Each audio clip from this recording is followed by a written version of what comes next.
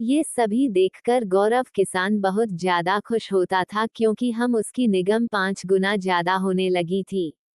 पहले उनका दूध कोई भी नहीं लेता था और बहुत सारा दूध उसे घर में ही है रह जाया करता था। लेकिन अब रविंदर का गाय मरने के कारण गांव में दूध की कमी होने लगे थे, इस कारण से लोग आप गौरव के घर से ही दूध ले जाया करता था। अब तो रविंदर का घर का दर्जा दिलाने के लिए बने काफी दिक्कतों का सामना करना पड़ रहा था। वह जैसे तैसे पैसों का व्यवस्था किया लेकिन उसके पास ज्यादा पैसा नहीं था। वह बताने पैसे को लेकर नया दूसरा गाय खरीदने के लिए अपने घर से निकल पड़ा था। रविंदर कुछ पैसे लेकर मार्केट की तरफ बढ़ने लगा था ताकि वह एक छोटी सी गाय ले सके जिसके लिए वह अपना घर का सभी खर्चा आराम से चला सके।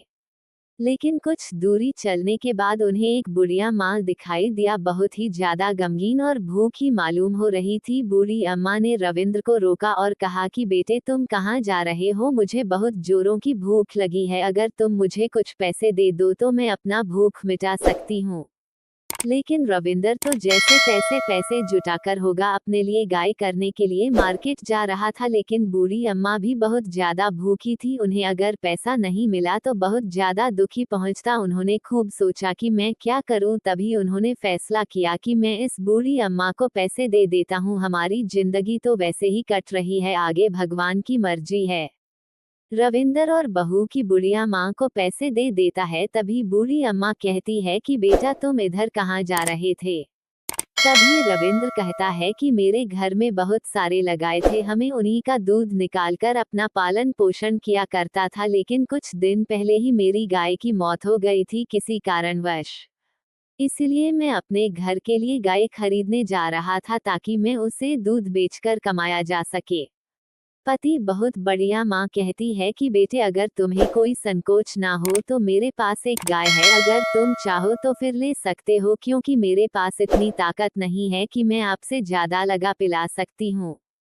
ये सुनकर रविंद्र किसान बहुत खुश हुआ, उन्होंने कहा कि हाँ मैं आपका गाय लेने के लिए राजी हूँ, चलिए आप गाय बताइए मैं ले आऊंगा। वह बूढ़ी अम्मा अपने घर जाती है और वहां से है रविंदर को एक गाय दे देती है। गाय लेकर रविंदर अपना ख्याल आता है और हाथ में सो जाता है। अचानक रात में एक सपना आता है कि रविंदर दिखता है कि वो बूढ़ी अम्मा के सपने में हाथियों के तरीके, रविंदर तुम सो क्यों रहे हो, जाकर आपने गाय का दूध निकालो, तभी तुम्हें पता चलेगा दूध की कीमत के बारे में।